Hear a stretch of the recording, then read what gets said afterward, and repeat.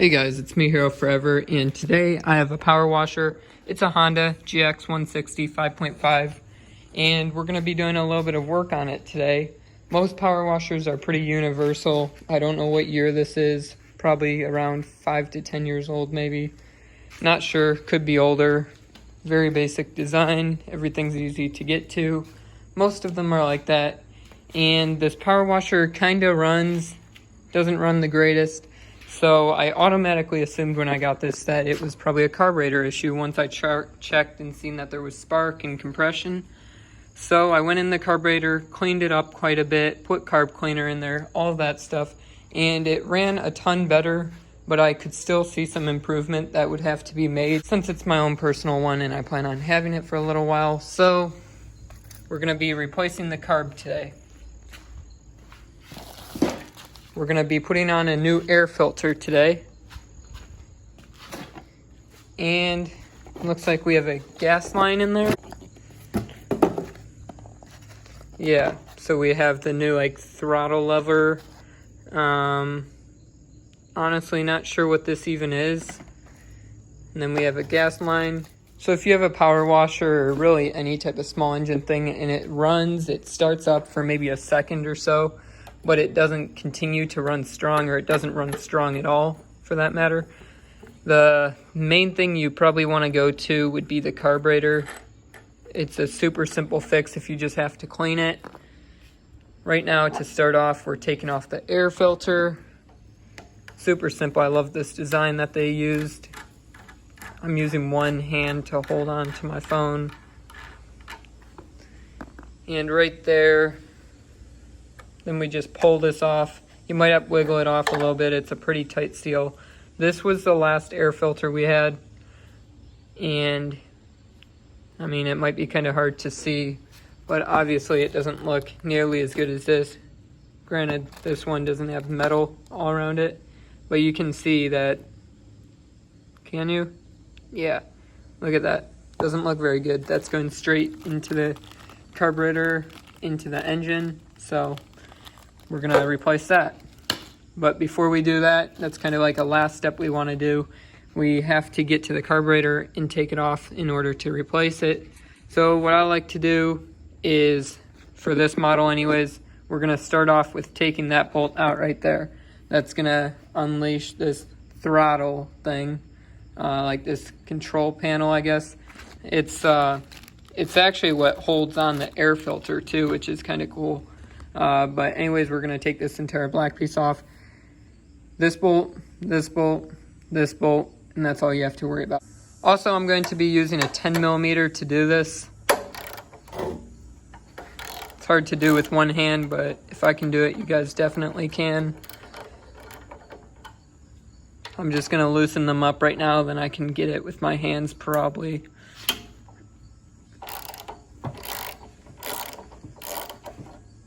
These are just little caps down here that we have to take off. That's pretty loose. Got one right here. We're gonna put that down. I usually keep everything really organized when I take this stuff apart, but there's not that many pieces we're gonna be dealing with in this video, so should be pretty easy to remember where everything goes. On this piece up here, there's going to be a washer on it, so just be careful with that. Make sure you don't lose it. Then we have it off. We're going to put it down here. I know it's a weird recording style, but I feel like this gives you kind of like the best view of what I'm actually doing. And now we're going to take it off, but to take it off we have to make sure both of these are pressed in so nothing's in the way. Then we're just going to give it a nice pull. Don't be worried about being rough with it. I know it's kind of hard to see. Right there, I can smell some gas actually. Once we have that little black cover panel thing off, we're now at the hardest point of the tutorial probably. Right here, we have to get these two little lines off. And doing it with one hand is extremely difficult. Also extremely difficult to record with, but there we go. We got one out. Just make sure it doesn't fall off or anything. Right as I said that, this fell off. Doesn't matter because we're getting rid of it anyways, but if this did fall off and you're just watching this video to look at maybe how to put it back together, that's how it goes. Doesn't matter anyways because we're taking it off. I'm just gonna put it aside so I don't think it's a new piece. And so we got one of those off. I have to get this off now. I might have to pause the video for a minute to get this. Okay, so we got it off now. This is it. Just a little like L-type rod. I don't know.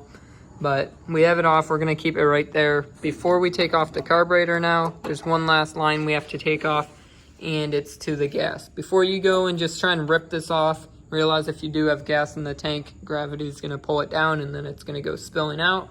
And it's super hard to get back on once you get it off. So what I would do is get some pliers or anything that can just grab that line, just stop it from leaking. As I said, I'm doing this with one hand, so obviously it's a lot more difficult.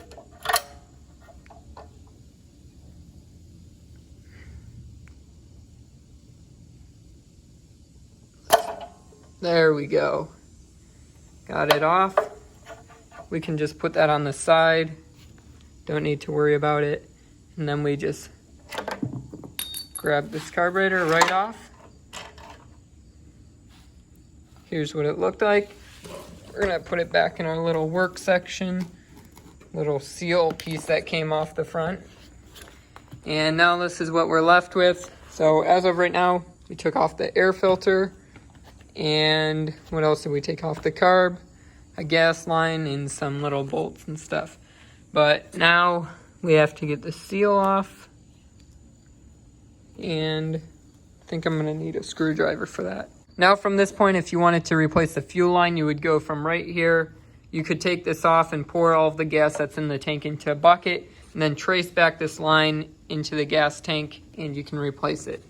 To take off the gas tank, what you'll want to do in order to get back there is take out this bolt right here. I think it's a 10 mil, and then there's two right on the other side that you take out. Same exact area towards the bottom of the gas tank. I'm not going to do it because I already know this is clean, and I don't think you would really have to do that unless the power washer's been sitting for like 5 years or something crazy like that. Otherwise, I think it's going to be fine, and it's just a lot of extra work for really not much of a difference. But anyways, let's continue with getting the new carb on. So what we have to do now is replace the seal. So we're gonna find the one that matches right there, the one we took off, and it's gonna be this one. If it's dirty down here, obviously wipe it off, or just do something so it doesn't look awful and no dirt or anything's gonna get in there. The whole reason we're replacing it is because it's so bad that we just want to replace it at this point. It's actually not awful, but like I said, it's for personal use. I'd rather have it last a while longer, so better just to replace it. And might have to use a screwdriver or something to get it firm. I know the screwdriver can put a hole in it, and it's also not the best choice if we want it to be clean, but it'll get the job done. That looks like it's pretty good. Obviously, it could be a lot better. We're gonna grab the carburetor and match it up with the holes, and then just slide it through, just like that.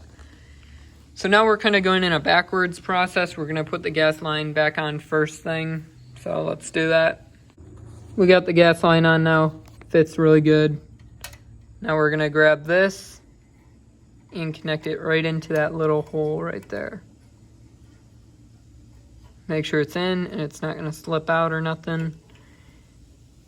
Looks pretty good. Now we have to get the other one, and it's going to go right into there.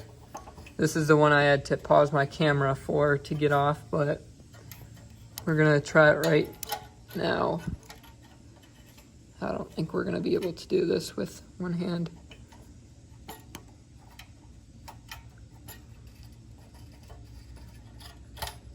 Oh, there we go. Perfect.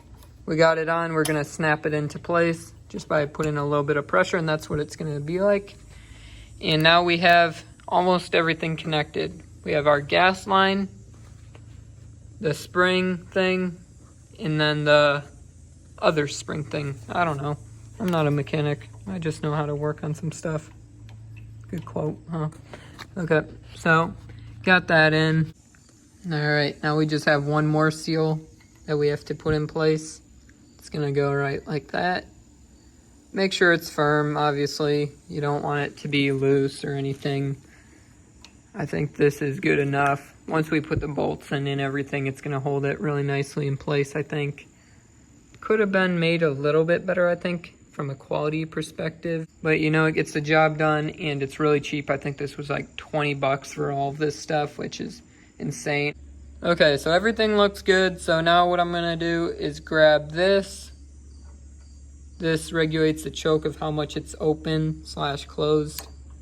And it just goes right on there like that. Just to show you again, this is what it looks like. Goes right on there. And then right now it's choking it. Right now it's not choking it as much. And then this would kind of be like the middle. But yeah, there it is. You're gonna keep both of these levers turned off so this thing will go on a little bit easier. So as you can see right here, there's 2 slots for the holes to go into. And it just grabs on like that. Give it a little bit of force. You should see it fits nicely. Obviously it's gonna vary a little bit if you don't have this exact type of power washer, but it's all pretty much universal. Now before you bolt everything back together, just mess around with this a little bit right here and make sure that the seal is getting pushed in when you push on this. That way nothing's in the way and it's just making the lock of like how firm all of this is together even better. If it looks all good, you can start putting everything back together.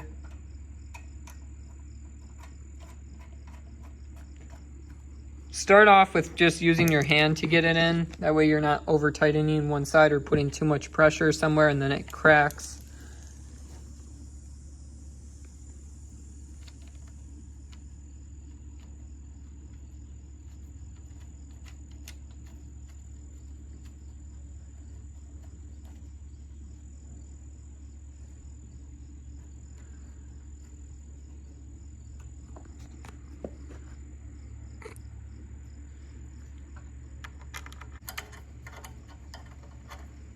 Once we have everything hand tightened, we're gonna get our 10mm back out and let that finish off the job. Don't make it super tight, just make it really firm. Don't grab onto the power washer and use your body force to rip it apart or anything. Once you have all of that tightened up, just mess around with it a little bit, try and rock it back and forth and make sure it's really tight and it's not gonna fall apart on you.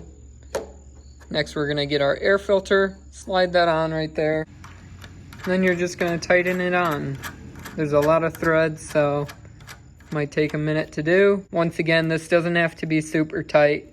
Just make it so it's firm and it's not gonna be shaking around because it's annoying hearing an air filter or anything really light in the metal, aluminum, bouncing back and forth while you're using it. So, should be pretty tight. Once it looks like it's just about right, you can get your cover for it. And I don't think there's a certain way it's supposed to go. It can either go this way or like that. But then you just put it on top of here, line it up, make sure it presses down really nicely. Get this guy, screw it on. Once again, lots of threads. There we go. Make sure it's all lined up, all square, all looks nice. This is more of like a safety feature right here, because if water gets inside of the air filter, obviously it's gonna find its way into the carburetor, which will eventually find its way into the engine, which will find its way into your wallet when you have to repair it. So, yeah, make sure it's on really nice. You don't wanna hear that bouncing around while you're using it. But anyways, that should be it. As far as I know. Let's give it a fire up and see how it runs. So we're gonna start with turning it on. Sometimes I forget to do that. Make sure the gas is running through it. We're gonna make sure it's choked. Have the throttle down a little bit, and then give it a pull. Didn't take much to start it, and it looks like it's getting a lot of gas because you can see darkness right there. I'm going to take the choke off, and it runs really good. We got more air, so it wasn't just a bunch of fuel burning off. It was able to get more air into the engine. So now we have the gas on, the choke is off, and now we can mess with